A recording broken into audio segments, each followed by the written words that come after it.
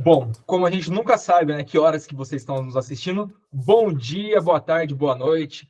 Eu sou Arquimedes Santos e começa agora o podcast da Casa Assistencial Espírita Geraldo Ferreira.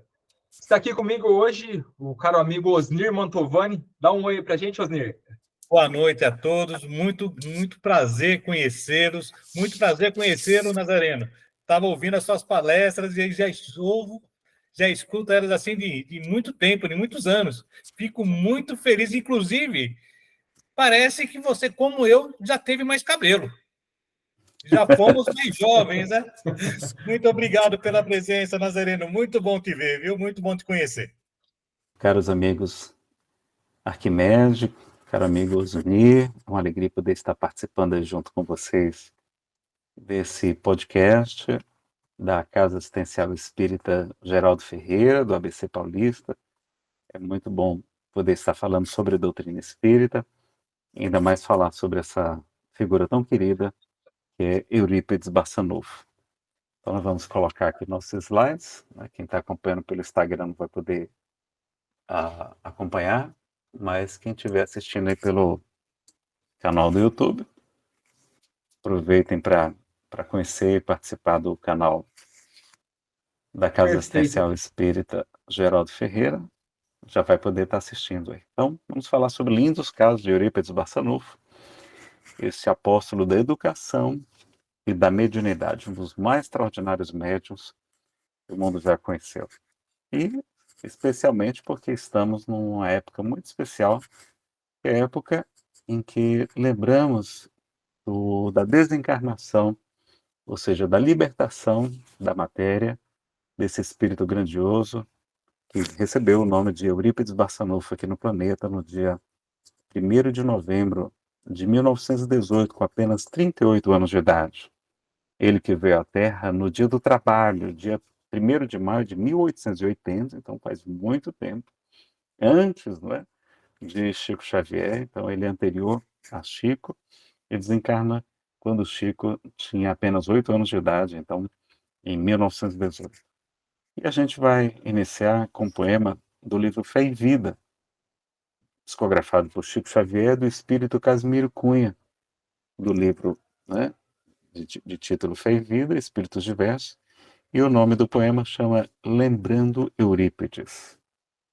E diz assim: honremos o missionário na floração da alegria, buscando seguir-lhe o passo na senda de cada dia.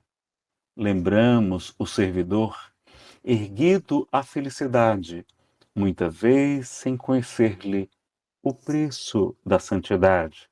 Eurípides, para ser o apóstolo do Senhor, entregou-se totalmente à bênção de seu amor.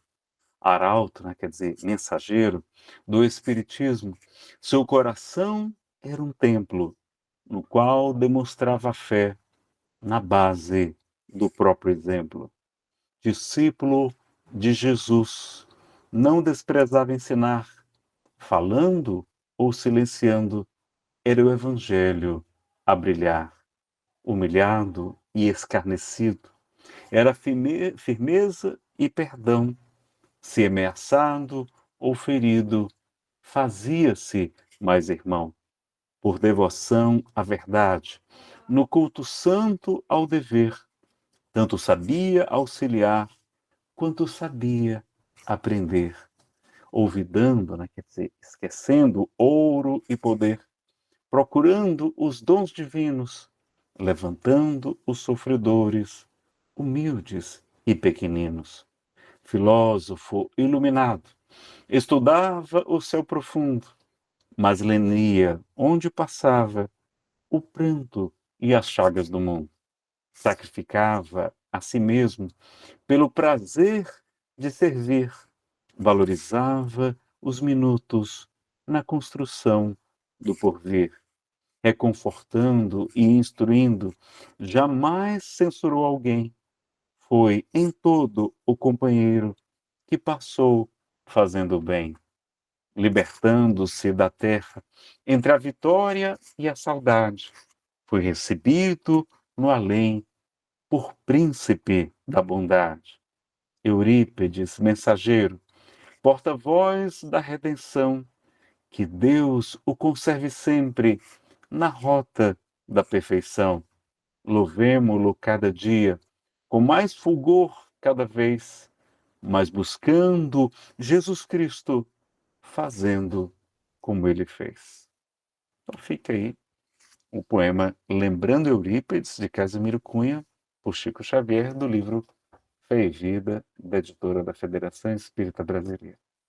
E aí a gente tem notícia de algumas das encarnações anteriores desse grande apóstolo.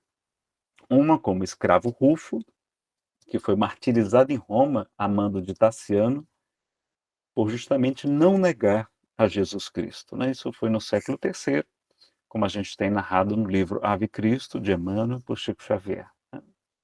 Também há notícias dele ter sido um discípulo de Inácio de Antioquia, que por sua vez foi pupilo de João, o evangelista de Jesus, que também foi martirizado por ser cristão. Então vejam que é um espírito grandioso, desde já há muitos milênios, não é de agora. Um seguidor do Cristo realmente muito fiel, muito dedicado. Há também a informação, né, trazida por Divaldo Pereira Franco, que ele teria sido Johann Caspar Lavater, na Suíça, um teólogo luterano, filósofo, poeta, que foi amigo de Pestalozzi. Né? Então, a dedicação à educação, médium, psicógrafo também, magnetista e fundador da fisionomonia, e que inclusive enviou várias mensagens psicografadas à imperatriz da Rússia, a Maria Feodorovna, que foram analisadas e divulgadas por Allan Kardec na Revista Espírita de 1868. E ele defendia os princípios espíritas, mesmo sem conhecer o espiritismo, ou seja, trazendo aqueles mesmos conhecimentos que a gente tem na doutrina espírita. E quando foi que ele nasceu? Então foi dia 1º de maio, dia do trabalho de 1880, na pequena cidade de Sacramento, em Minas Gerais. Vale a pena conhecer essa cidade, é pertinho, não é longe de Uberaba, em Minas. E ele é o terceiro filho de uma família pobre de 15 crianças. Que maravilha, antigamente, né? As pessoas realmente colaboravam com a reencarnação, não tinha obsessão, não tinha depressão, porque os nossos obsessores viam todos como criancinhas lindas. A gente não tinha nem tempo para ter depressão com tanta criança. Todo mundo ajudava, os mais velhos colaboravam com cuidando dos menores. Era aquela maravilha, aquela alegria dentro de casa, né? Os pais foram o senhor Hermógenes Ernesto de Araújo, que tinha um apelido muito carinhoso, o seu Mojico, e a dona Jerônima Pereira de Almeida, a dona Meca, que curiosamente tinha desmaios e visões. Tanto que, mesmo quando ela tentava frequentar as igrejas, a família católica, ela desmaiava. E ela, tão dedicada e tão católica, uma pessoa tão boa, que ela recebeu autorização do padre para que ela não frequentasse a igreja, que ela fizesse o seu culto em casa, porque ela realmente passava mal, né? Com essas visões que ela tinha, esses fenômenos extraordinários que ela tinha. E na infância de Eurípides, uma inteligência incomum. Ele inclusive ficava como monitor, né, auxiliando o professor nas aulas do colégio. Aos 6 anos de idade, aos 6 anos, né, olha que maravilha, já trabalhava com o pai como balconista do armazém, nem alcançava ali direito o balcão e ele já estava ali ajudando o paizinho. Ajudava também a carregar as malas e cuidar dos cavalos dos viajantes na estação, quando as pessoas chegavam de trem. Ele já estava lá colaborando com as pessoas para ganhar alguns trocados. E com aqueles trocados ele ia comprar ali algumas coisas. Ou seja, vamos já descobrir qual era o seu hobby, a sua alegria, qual era a alegria de Eurípides Barçanufo. E ele tinha uma vontade muito grande de se tornar médico. Para quê? Para curar a sua mãe, que tinha aqueles desmaios, aqueles passamentos, né? Ela passava mal e assim por diante. E qual era a maior diversão do menino Eurípides? O que vocês acham? Era o quê? Era jogar bola? Era bola de gude? Eu não sei como é que chama aí em São Paulo. Aqui no Ceará chama bila. Bola de gude, né? Essas coisas. Qual que era a maior diversão do menino Eurípides? Comprar livros. Ele, com aquele dinheirinho que ele ganhava, ele ia comprar livros. Era ler livros, né? Tanto que ele torna-se autodidata. Aprende sozinho muitas matérias. E quando um casal de médicos se hospeda na casa de seus pais por alguns dias, ele lê livros de medicina que eles traziam e fica encantado. Então, nutre ainda mais o desejo de ser médico. Um amor muito grande pelos animais. Ele tinha um passarinho muito manso, um passarinho mutum, não é? Que um dia ele voou para o quintal do vizinho de um coronel, José Afonso de Almeida, que acabou matando com um tiro. Que acabou, quando descobriu que era de Eurípides, veio desculpar-se e ele recebeu aquela notícia com lágrimas nos olhos, né? Porque era um passarinho mansinho, que ele tinha muito carinho. E ele tinha também um cãozinho, o cãozinho Jipe, que colaborava mais tarde, né?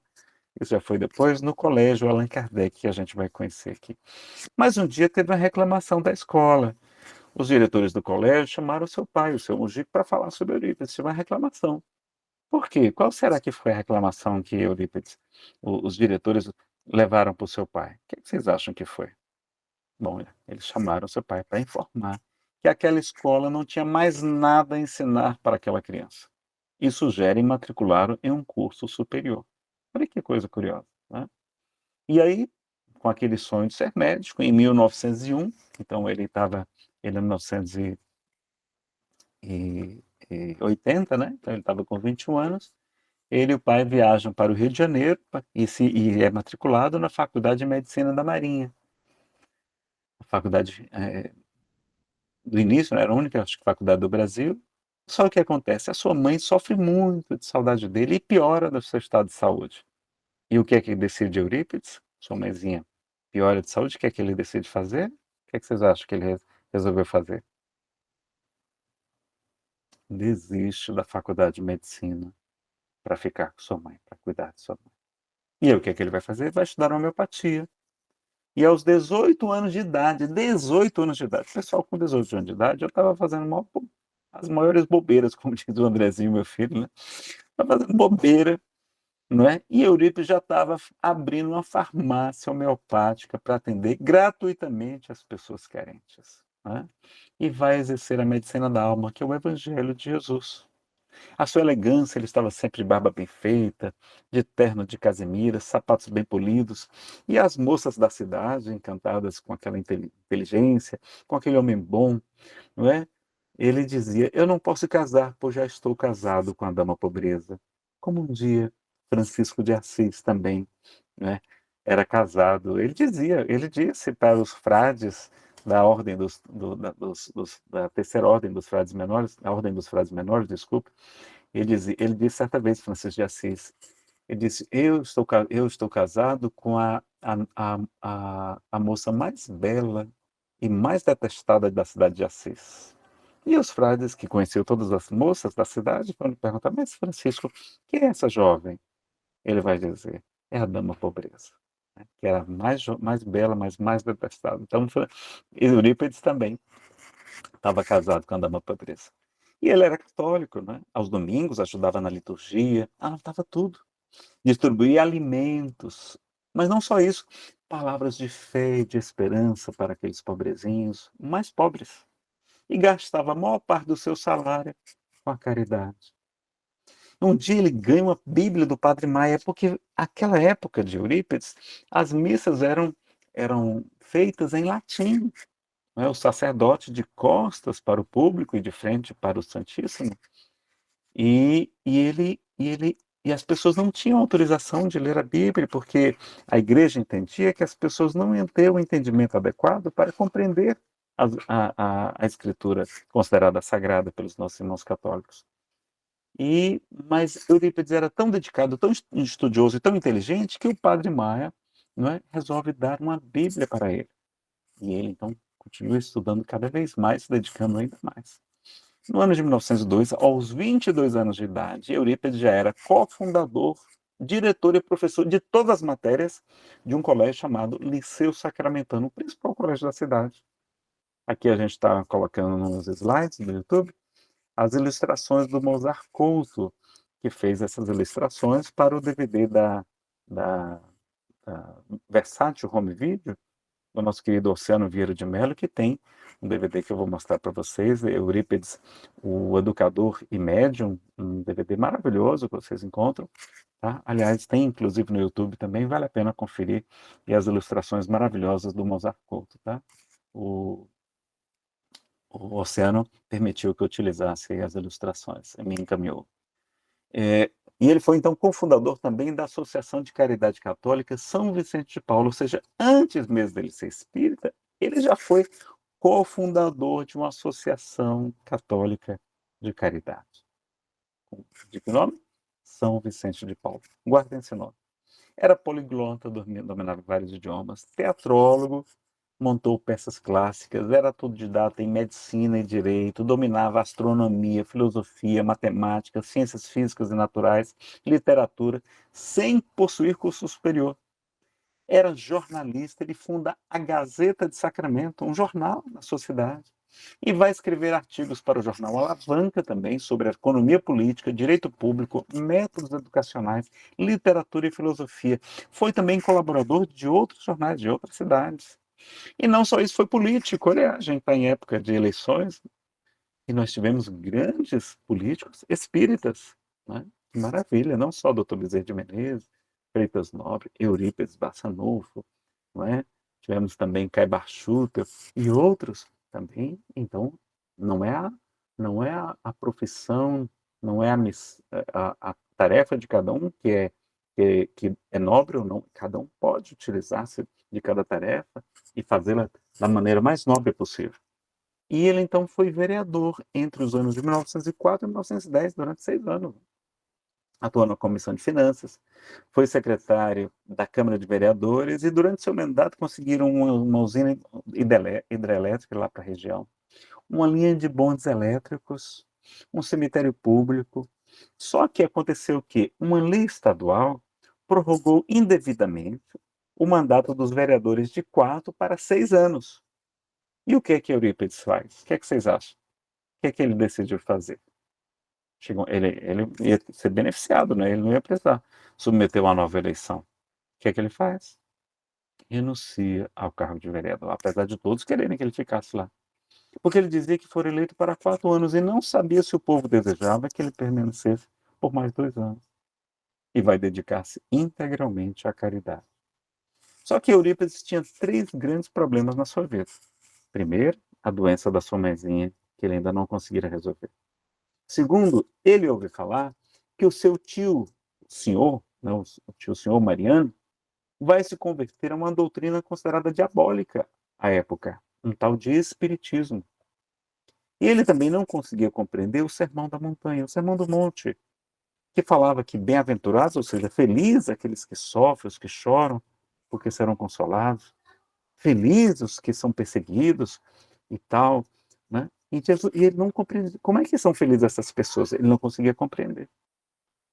E aí, então, há relatos de fenômenos estranhos acontecendo nessa fazenda, a Fazenda Santa Maria, onde residiam muitos de seus familiares, inclusive seu tio senhor Mariano, e sua madrinha e muitos outros, não é? E naquela fazenda começaram a acontecer coisas, pedras eram arremessadas sobre os telhados, as janelas batiam, as portas também, apesar de estarem trancadas com tramelas, as pessoas jogavam barro nas roupas das pessoas, mãos surgiam na vestimenta das pessoas, sem nenhuma explicação.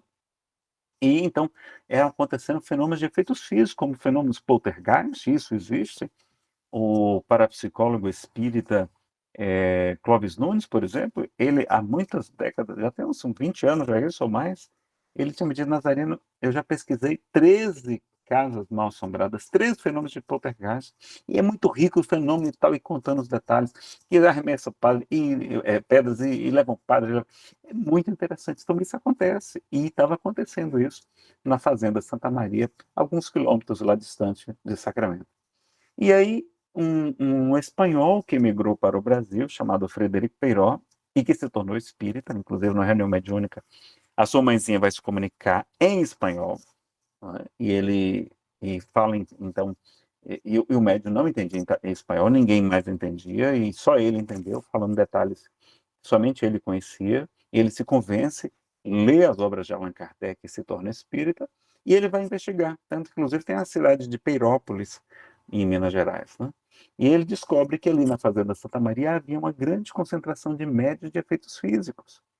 E ali o tio senhor, que era o senhor Mariano, e a madrinha de Eurípides, a dona Emerenciana, eles vão fundar, no ano de 1900, o Centro Espírita Fé e Amor naquela fazenda. E Eurípides, então, fica muito revoltado, muito chateado, preocupado com seu filho, porque ele estava se entregando a uma doutrina que diziam que era uma doutrina considerada demoníaca, diabólica, essa tal de doutrina espírita. E, curiosamente, nesse Centro Espírita Fé e Amor, chegaram, né, mensagens de Dr. Bezerra de Menezes, que estava recém-desencarnado, porque ele desencarna em 1900, vocês lembram, né? E a própria Federação Espírita Brasileira, à época ainda no Rio de Janeiro, envia um mensageiro para verificar se aquela mensagem era autêntica, se era realmente o Dr. Bezerra que estava se comunicando. E após perceber que o fenômeno realmente era autêntico, aquele mensageiro doa um livro para o Centro Espírita, levando a mensagem de volta para a Federação Brasileira. E curioso que nessa época, o próprio Código Penal Brasileiro, em 1890, vai declarar que a prática do espiritismo é crime. E Dr. Bezerra, então, né, ainda encarnado em 1890, vai dizer que aquele decreto assemelhava-se à época da Inquisição e que ninguém pode calar a caridade. Né? Então, Eurípides estava muito preocupado com essa história toda. E certa noite, quando o seu tio senhor se hospeda na casa de Eurípides, Eurípides tenta convencê-lo do seu erro. E eles ficam discutindo ali muito tempo, ficam fazendo aquele debate, já a noite avançando. E até que o ponto chega que o tio senhor vai dizer, Eurípides, eu não posso discutir com você, que é um homem muito inteligente, um homem poliglota, que domina vários idiomas, né? Mas, então, tome esse livro, ele vai lhe explicar coisas que eu não consigo lhe dizer. E ele vai entregar uma obra chamada Além da Morte, né? Depois da morte, aliás, Après la mort. Me desculpem o francês, que é do Ceará, não sei nada de francês. Aí são 3 capas, né? Das mais antigas até a mais recente, da Federação Espírita Brasileira, de Leon Denis, né? Um grande continuador da obra de Allan Kardec, publicado pela Federação Espírita Brasileira. Era aquele livro que fora doado pelo mensageiro.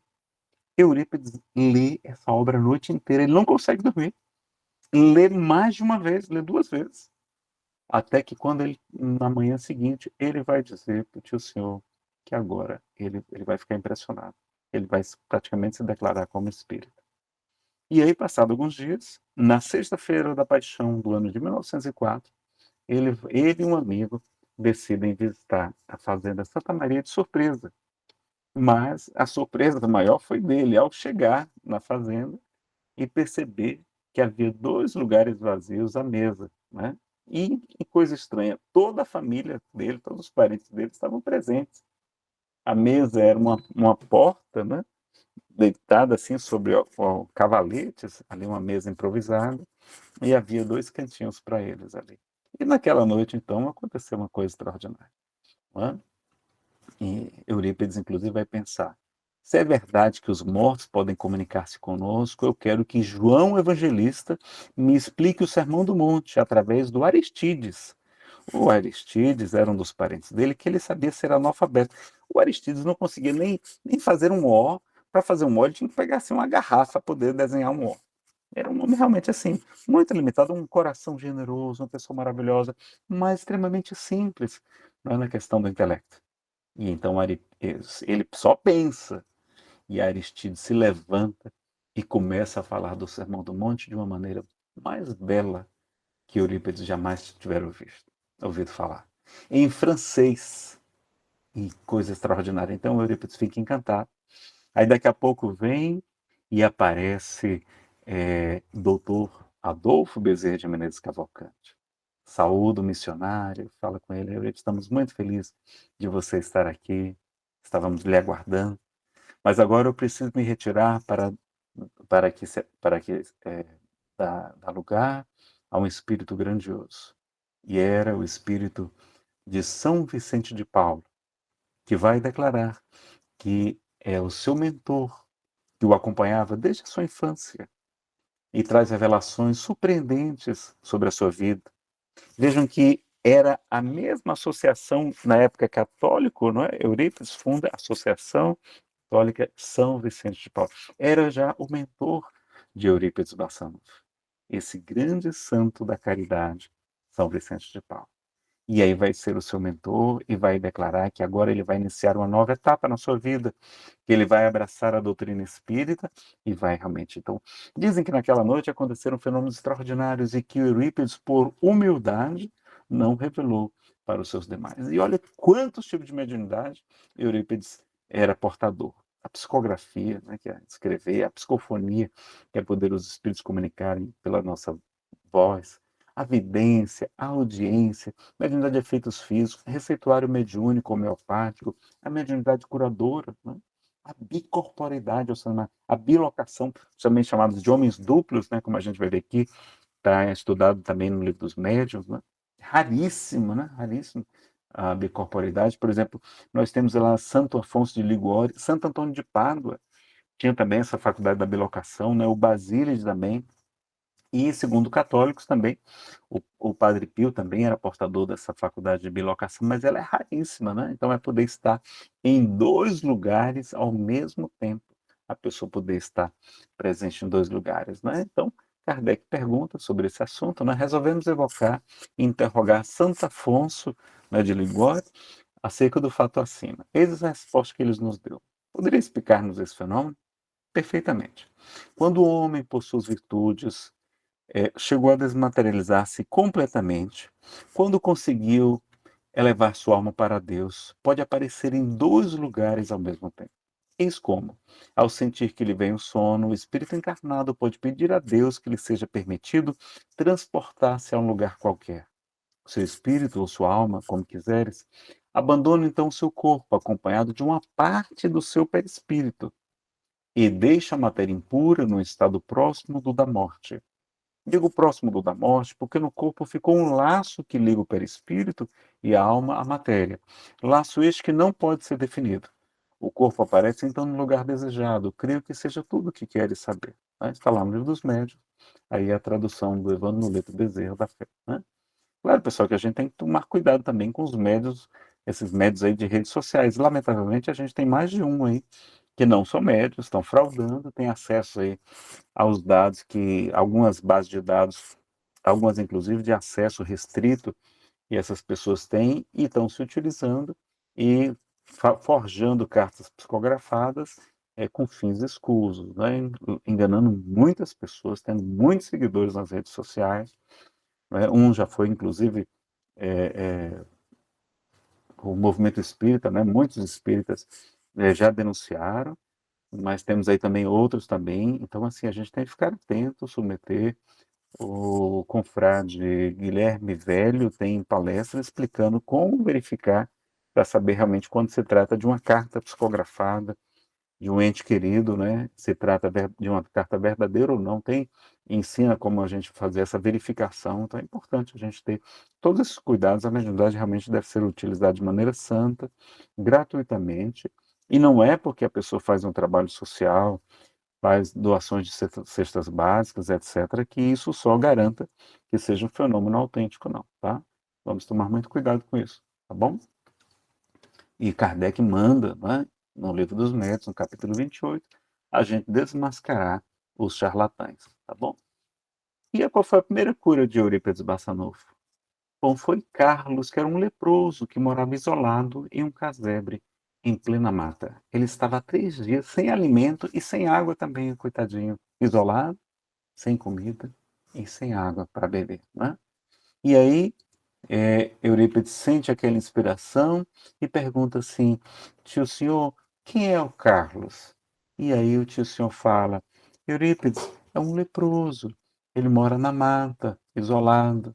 E aí Eurípides diz: tio senhor, nós precisamos ir lá ajudá-lo. Ele está precisando de ajuda. E aí o tio senhor vai dizer: tá certo, Eurípides, partiremos amanhã cedo. E Eurípides vai dizer: não, tio, precisamos ir agora.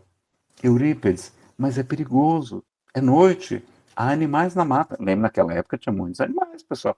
Minas Gerais, naquela floresta exuberante, né? E ele vai dizer: mas nós estamos a serviço de Deus, não estamos? Estamos. Então nada devemos temer.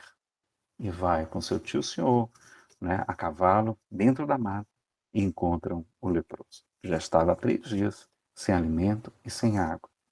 E eles levam então mantimentos, ele cuida, né, abraça o leproso, ele dá um beijo. É a primeira cura de Eurípides, é de um leproso. E aí o tio senhor diz, Eurípides é um santo mesmo, porque somente os santos são capazes de beijar um leproso.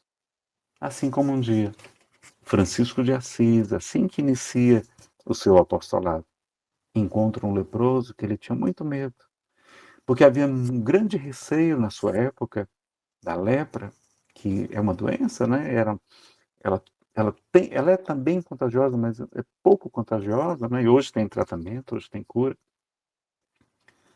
E Francisco, então, vencendo todo aquele receio, se aproxima do leproso, ele dá um beijo. E naquele instante, ele vê no rosto do leproso a face de Jesus. Então, foi a primeira cura de Eurípides, foi do leproso, o Carlos. E qual foi a segunda cura de Eurípides? Da sua mãezinha, a dona Meca, que Eurípides vai descobrir que, na verdade, ela não tinha uma doença, na verdade, ela era uma médium extraordinária. E ela vai se converter ao espiritismo, ela educa a sua mediunidade e fica completamente curada. Eurípides vai dizer que ela era uma médium de mais possibilidades do que ele, inclusive. Olha que coisa curiosa, né?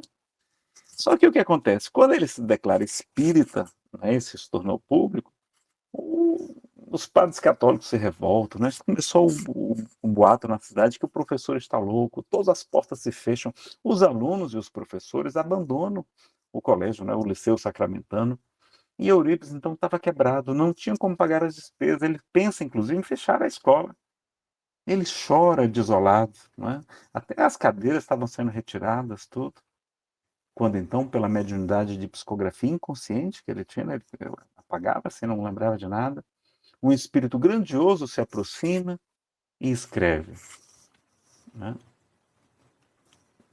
Aliás, quando o espírito se aproxima, e ele chorando, né, ele pensa assim, eu devo estar sendo vítima de uma mistificação, porque nenhum espírito grandioso pode estar se aproximando, pode estar se comunicando através de mim no estado em que eu me encontro.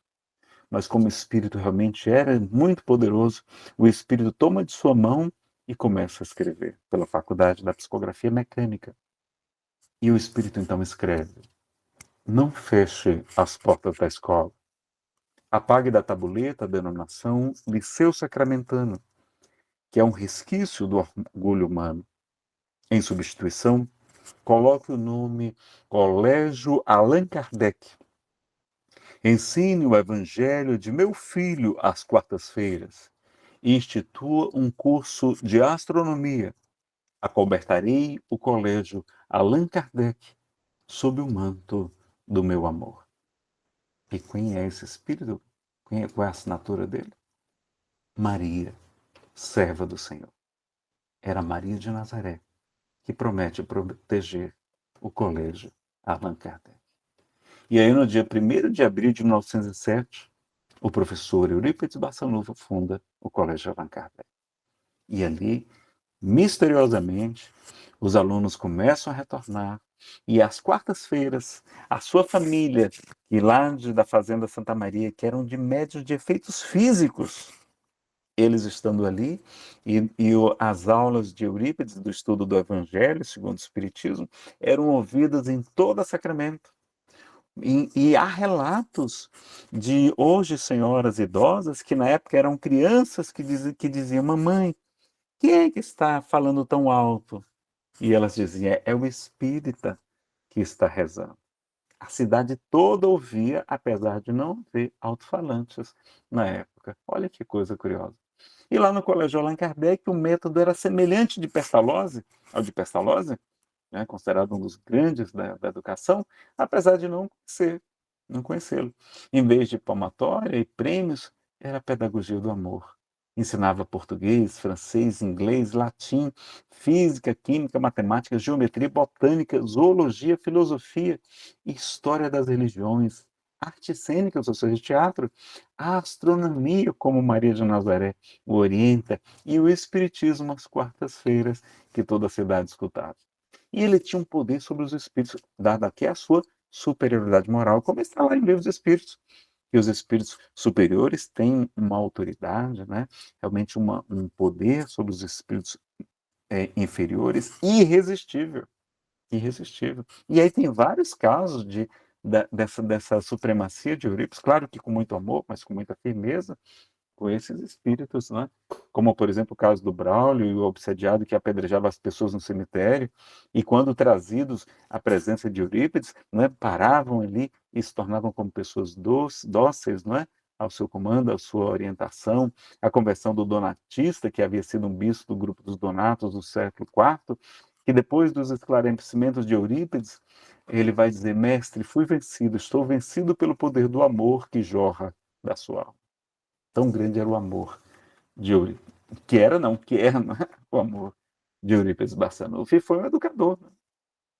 Como a gente lembra no Livro dos Espíritos, no item 200, na questão 917, a educação moral, não aquela acadêmica, mas a educação moral é a solução, é a melhor arma para se combater a maior chaga da humanidade, que é o egoísmo. Tanto que, no leito de sua morte, Eurípides vai dizer, se tiver de fechar a farmácia homeopática que ele atendia, e formava filas imensas de pessoas pobres para receber os medicamentos homeopáticos, ele vai dizer, se tiver de fechar a farmácia, fecha, mas não feche a escola, né? O colégio Allan Kardec. E ele, como espírita, no ano de 1905, em 27 de maio, ele funda o Grupo Espírita Esperança e Caridade, funcionando inicialmente em sua própria casa, ou seja, ele cede a sua residência para ser um grupo espírita. Né? Casou com a dama pobreza, então não tinha a família própria, sim, somente a sua família paterna, né, materna. E Vicente de Paulo vai dizer: abandone sem pesar e sem mágoa o seu cargo na congregação, naquela congregação católica. Convido a criar outra instituição cuja base será Cristo, e cujo diretor espiritual serei eu e você o comandante material. Afaste-se de vez da igreja, naquele comando, naquela revelação, naquela sexta-feira da Paixão de 1904. E em 1913, aconteceu um debate com o padre Feliciano Iag, né? Havia esse padre, ele estava atacando muito o espiritismo, falando muito mal, que era coisa de demônio, aquela história toda.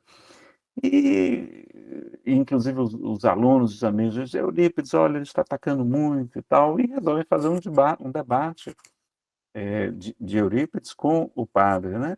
Inclusive Eurípides saiu do corpo e assistiu desdobrado ao sermão do padre Feliciano Iag.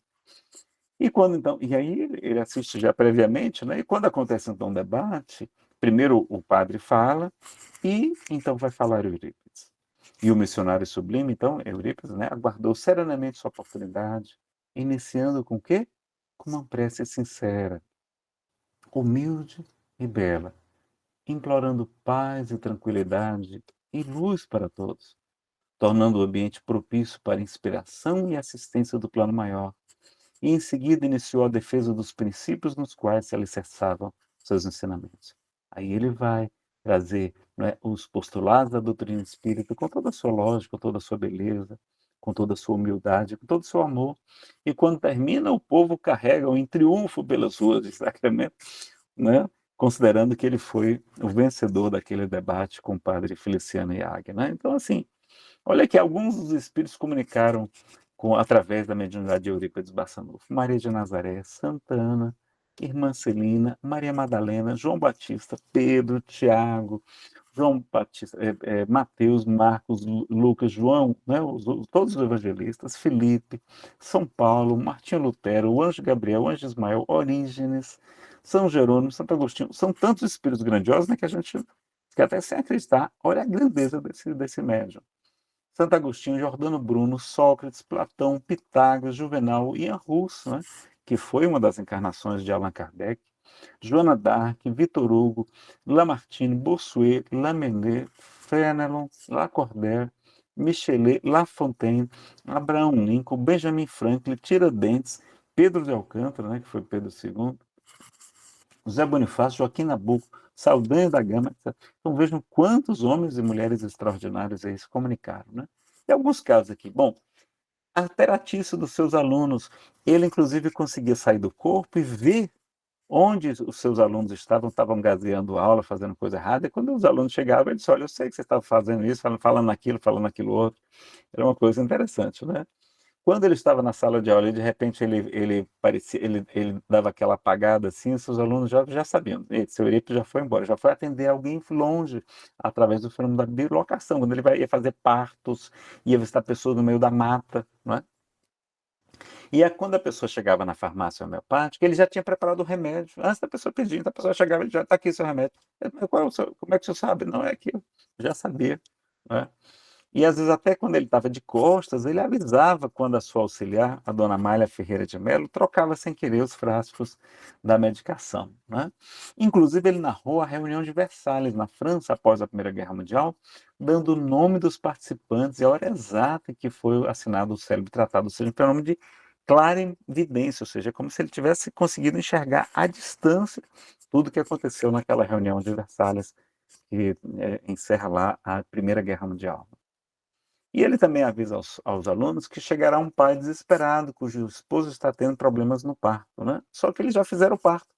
E a mãe e o filho passavam bem, mesmo assim seguem com o pai aflito. Então ele avisa, olha pessoal, tem uma senhora que está com problemas no parto, e eu já fui lá atender, né? Dá aquela fechada no olho assim, sai em bilocação, atende a senhora, faz o parto com a ajuda do Dr. Bezerra de Menezes, o Dr. Bezerra de Menezes trabalhando em conjunto com ele, faz o parto, não é? Só que o pai, desesperado, veio a galope para até a escola para chamá-lo, não é?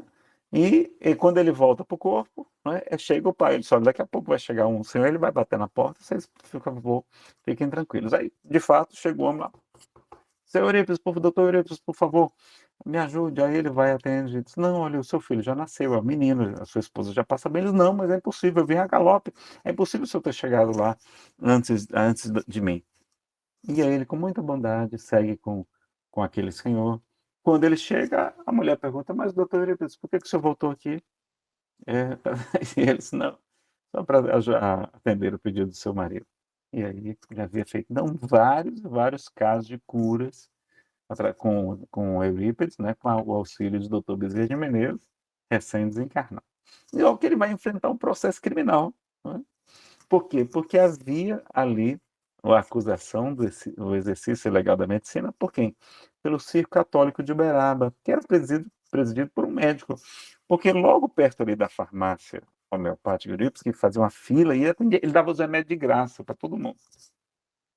E pertinho dali havia uma farmácia tradicional de um desses médicos. E ninguém estava comprando lá quase nada, ou seja, estava fazendo ali uma concorrência complicada para a farmácia tradicional. Então, ele vai sofrer esse processo criminal, que foi de 1917 a 9 de maio de 1918, e o que acontece? Não é? Só que tem um detalhe.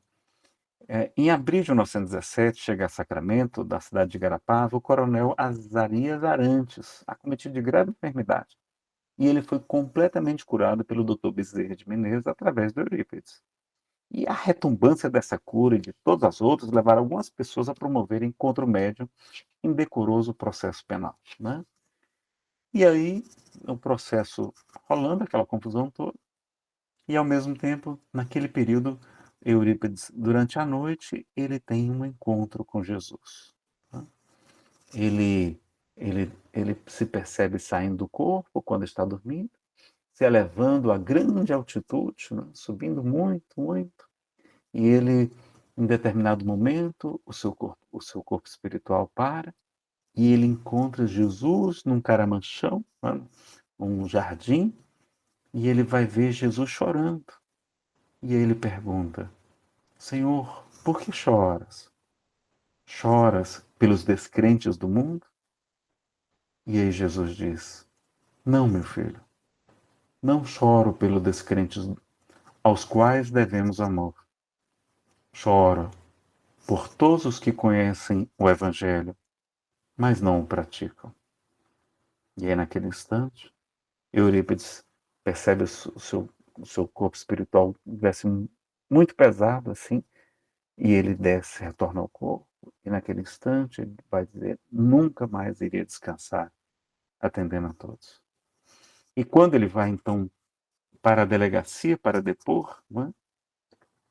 Ele percebe muitos espíritos ali se manifestando, ele enxergando pela vidência, vários e vários espíritos lhe dando força, ele muito abatido, preocupado ali, e os espíritos dizendo que vai estar tudo certo, e eles todos com muito carinho, muitas flores, todo aquele caminho todo florido do ponto de vista espiritual, e ele vai ver, não é, o apoio dos espíritos nobres, ele dizendo: como sou pequenino, como sou indigno, não mereço tanto carinho dos espíritos, como são dedicados.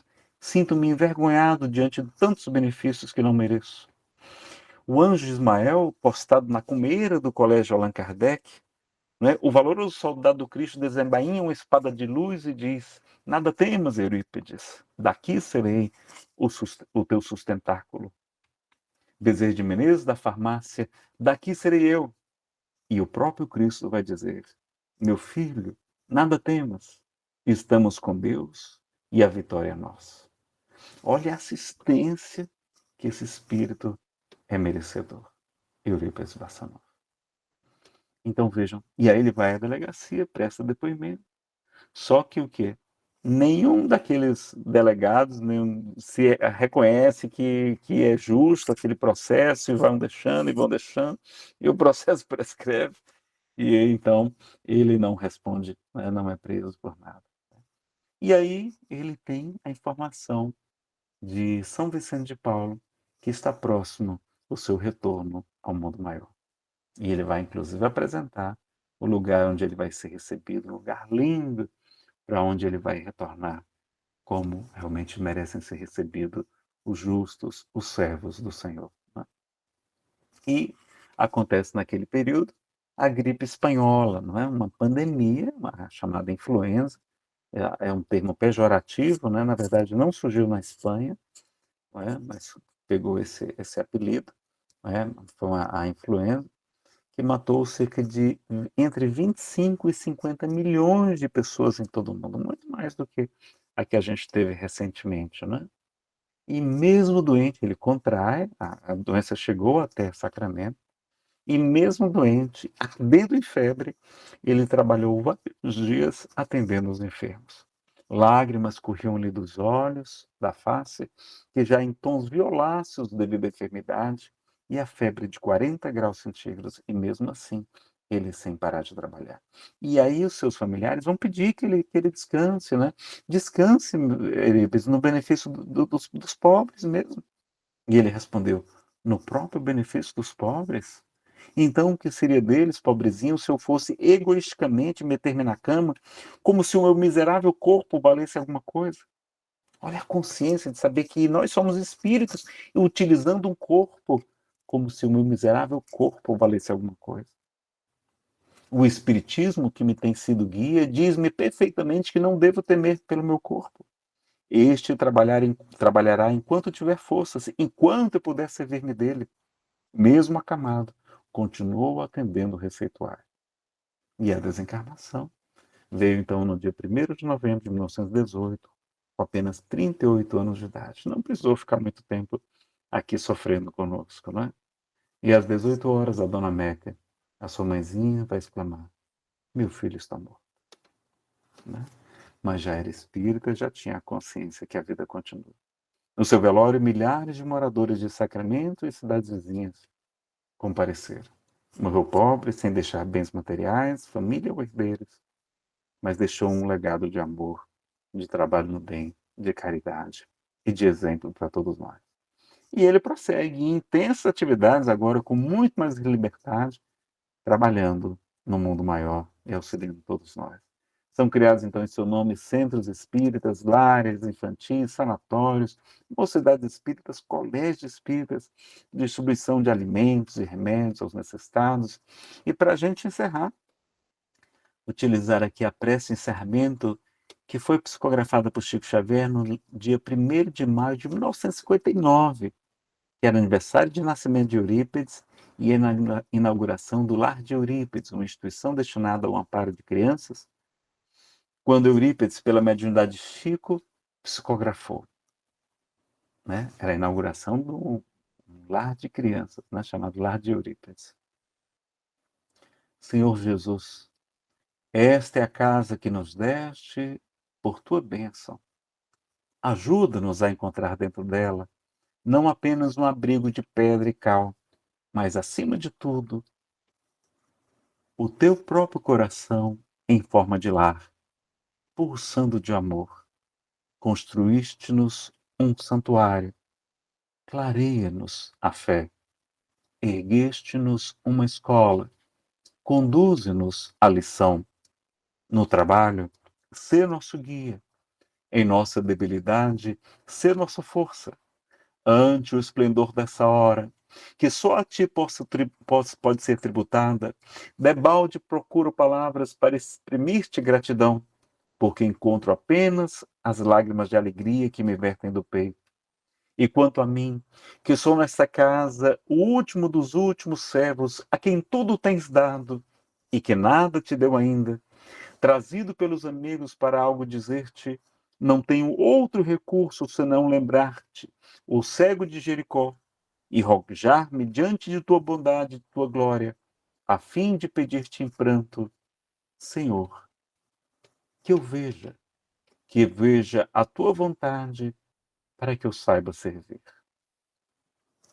Está no livro Eurípides, O Homem e a Missão, de Corina Novellino, da editora do Instituto de Defesa de Difusão Espírita de Araras, né? O ID. Está aí a capa também do livro e está aí a capa do DVD, não é? Com narração de Lima Duarte, apresentação de Lima Duarte e Eurípides Barçanufo, educador e médium do DVD Versátil. Aí tem uma bibliografia que vocês podem utilizar também, que vocês encontram, e agradecimento ao Luciano Vieira de Mello e ao Mozart Couto pelas ilustrações que nós utilizamos. Nosso muito obrigado, que Deus abençoe.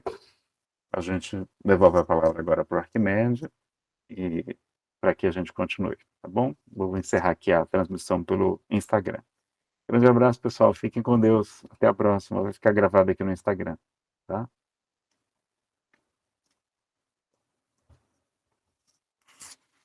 Bom, e tem um canal, nosso canal no YouTube, que é Nazareno Feitosa. Vocês podem acompanhar aí as nossas palestras. Tem mais de 1.500 vídeos de palestras espíritas. O canal chama Nazareno Feitosa no YouTube. Tá?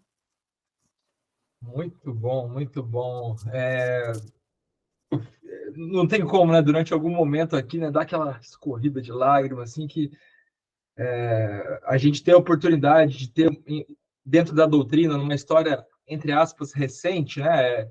É próxima à criação da doutrina, mas ainda existem pessoas vivas que conheceram esse ser que passou pela Terra. Né? É muito gratificante ouvir esse tipo de história, Nazareno. E, assim, por mais que eu sei que a internet está cheia de palestras suas sobre ele, de outras, de documentário, tudo, eu acho que, como a internet nem sempre entrega tudo para todo mundo, é uma chance da gente colocar a história dele na nossa bolha, né? Da gente colocar para que a nossa casa mais pessoas conheçam a história desse talvez um dos mais, se não o mais, né, para a época ali, o mais importante espírita, né, que ajuda a criar as raízes da doutrina espírita no Brasil. Então, assim, da minha parte, eu acho que foi muito completo, eu fiquei muito surpreso com algumas coisas que eu não sabia, e só tenho a te agradecer a oportunidade de trazer tanto conhecimento para a gente, viu? Osnir, se tiver alguma coisa para comentar também. Olha, foi um grande prazer ter ouvido, né? E eu fiquei pensando, né, como Deus foi bom conosco, eu digo conosco como brasileiros, de poder receber essa nação, receber pessoas tão importantes e que exemplificaram tão bem o Evangelho de Jesus. E eles exemplificaram, primeiro, né, com o seu modo de vida, com a sua personalidade, e ainda usaram da mediunidade para levar adiante a palavra de Jesus. E eu penso assim que oportunidade e que bênção que nós temos aqui nessa região do Brasil, na região do Cruzeiro, como o Anjo Ismael me É colocou. impressionante a vida de Eurípides, né? É assim, inacreditável É a grandeza inacreditável. desse espírito, né? Eu Não, fico assim, o Chico chegava a dizer que falar de Eurípides era quase que como falar de Jesus, tão grande que era esse espírito, tá? E você vê, né, a assistência direta do próprio mestre, sabe, para ele, assim. A gente não Mas tem o que falar. você vê a grandeza desse espírito. Desde criança ele já quer ser médico, já quer ajudar as pessoas, já trabalha, né? Já o seu hobby, o prazer é ler, não é diferente, um espírito diferenciado, né? Com 18 anos vai abrir uma farmácia. É um extraterrestre esse homem. Os trocados que ele ganhava lá, ele levava para a mãezinha. Ele pescava também no Riacho Borá, e os peixinhos ele vendia e levava os trocados para a família, sabe? Não tem, né, a inteligência em comum, né? E aí você vê como ele pode ser bom em várias áreas, né? Na política, que a gente fala mal tudo. Quer dizer que todo mundo político é bandido? E Eurípides, né? E Doutor Bezerra, né? E Freitas Exato. Nobre, e Pé Bachuta, né? Então a gente, pelo contrário, a gente tem missionários em toda parte, né? Precisamos respeitar, né? E se inspirar pelo exemplo nele, né? Realmente é uma coisa que só não é melhor falar de Eurípides, porque a gente se envergonha, né? Eu fico meio envergonhado. Assim, pô, 18 anos, tá fazendo coisa errada. Era ateu, não era ateu com 18 anos. Exatamente, exatamente. Fica Mas assim, muito coisa bom, tão muito distante. bom. Perfeito, Nazareno. Agradeço demais a tua disponibilidade em compartilhar teu conhecimento com a gente também, de trazer, né, tanto conhecimento desse ser que a gente tem, esse querido da doutrina, e pedir a Deus que te abençoe, que continue, né, levando essas histórias tão lindas assim, cada vez mais longe, cada vez mais distante, em mais corações, para que toque o coração de todos aí. Obrigado, Arquimedes. Prazer estar conhecido vocês. Um abraço, gente. Obrigado pelo seu carinho, viu? Pela sua generosidade, viu? Deus Um abençoe vocês abraço, também. Nazareno. Continua firme, sua missão é muito bonita, viu? Fica com Deus, Obrigado. Nazareno. Um abraço a Fica todos com Deus, vocês. Nazareno. Então é isso, né? A gente chegamos ao fim aqui de mais um episódio do podcast, né? A gente sempre pede uma indicação para o convidado, ele já deu aí tantas indicações bacanas, a bibliografia que trouxe, e a gente pede também, né, para que o pessoal se inscreva no canal, que ative o sininho, para sempre que a gente postar conteúdo novo, para ficar disponível para você receber direto nas notificações do seu smartphone ou do seu e-mail, tá ok? Muito obrigado, pessoal, um abraço, fique com Deus e até o próximo episódio.